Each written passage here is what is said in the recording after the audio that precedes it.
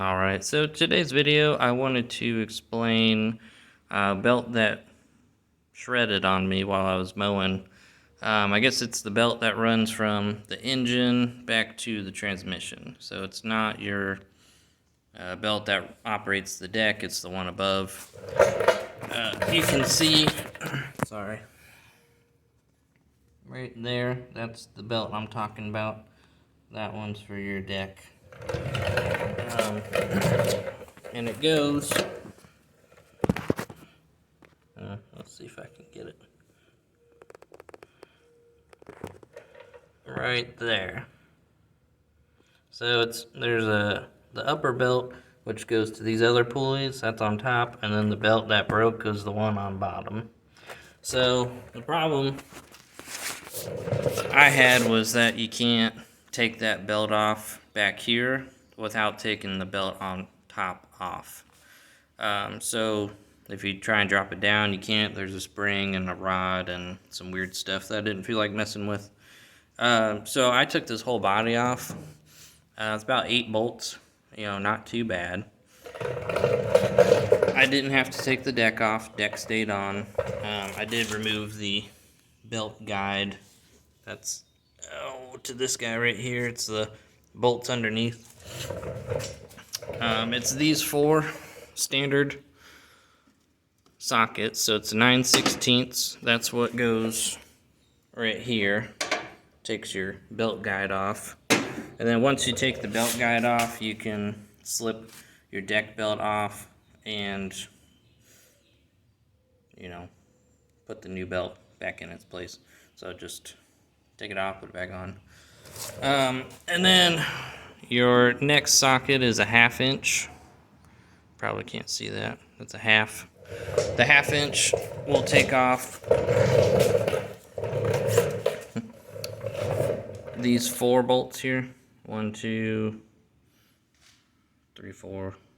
And then your seat comes off. You got to pull your battery out. I believe that's a 10 millimeter and an 11, something like that. Pull your battery out. The tray is mounted to the body, so the battery just comes out and the tray stays in. And then once you get those 4 bolts, the battery out, you got 2 more bolts right here, which are underneath the sticker, which I had to take off. These are 3/8, so that's this guy, 3/8. Gets those 2, and then you have a bolt here, and then one on the underside on that over there. That is your 7/16. So you got to go up on the underside. There's a nut, and then this just stays in place. So you take those 2, those 4, the battery, and these grips for your levers. They just pull off. So I just pulled them off, kind of manipulate them as you're pulling the body off, and then you can lift the whole body off. It's really not that bad once it's apart, and then you have super easy access to your belt back here. There is a secondary belt which has the idler tensioner, sorry, not the idler, tensioner pulley. So you just take your socket, I believe it was the 1/2 inch, and you just, of course, loosen the tensioner, and then pull that belt off, and then slip your new belt on, put that belt back on, put the body back on. So it wasn't terrible. Probably took 45 minutes, maybe an hour. You could do it by yourself. I had help. It does make it a little bit easier to have somebody moving those handles on the other side.